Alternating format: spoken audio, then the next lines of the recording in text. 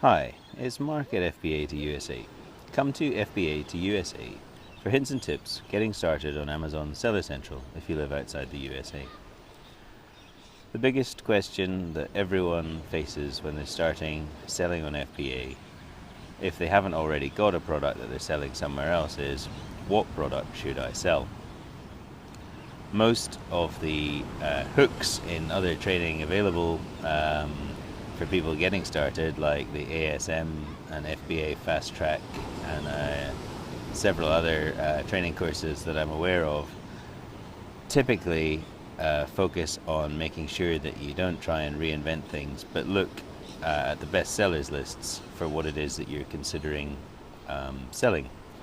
The reason they do this is because you're always going to have some success if you sell something that's already popular and take a small segment of that market, whereas you can have virtually no success trying to sell an underwater fish tank when nobody else has thought of doing that before, and there's probably a very good reason why they haven't thought of doing it. So if you're running a training course getting people to sell on Amazon Seller Central, then it's obviously critical that you try and direct people towards things that are actually going to have some sort of success rate. Now, that doesn't mean that selling an underwater fish tank is a better idea on Amazon. Of course it doesn't. It doesn't also mean that training courses telling you to look at the best sellers lists are wrong, because that's not correct either.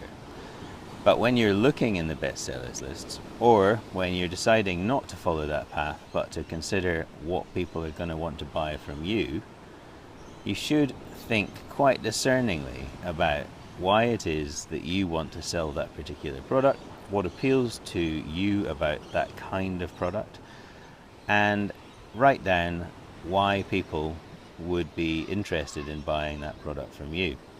It's a simple exercise. So if you select dog clippers and you've never owned a dog, you can say they're nice steel clippers and dogs will like being clipped by these clippers, but you're not going to know anything about it. You're not going to have any direct experience. You won't have experienced any kinds of problems that dogs can experience if they get clipped with the wrong clippers, that sort of thing. You're going to have nothing to say about it. So if you haven't owned a dog, don't go for dog products. If you haven't owned a cat, don't go for cat products. If you haven't owned goldfish, don't go for any kind of fish tank, underwater or not. Try and think of things where, yes, they're on the best sellers list and you have some form of personal experience that you could bring to it. Another thing you can try doing if you're game, sitting down with your iPad or iPhone, turning on the camera, facing it to you, making a quick video about it.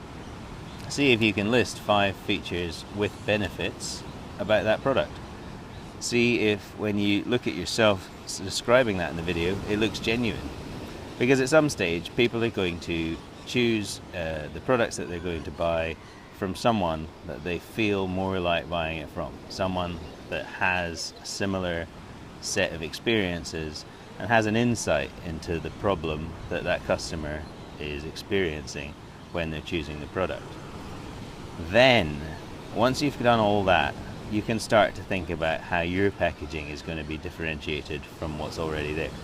How your description is going to be differentiated from what's already there, and what actions you're going to take to promote your product better than other people on Amazon, so that you can have the best selling product in either the best selling category or at least a reasonable selling category.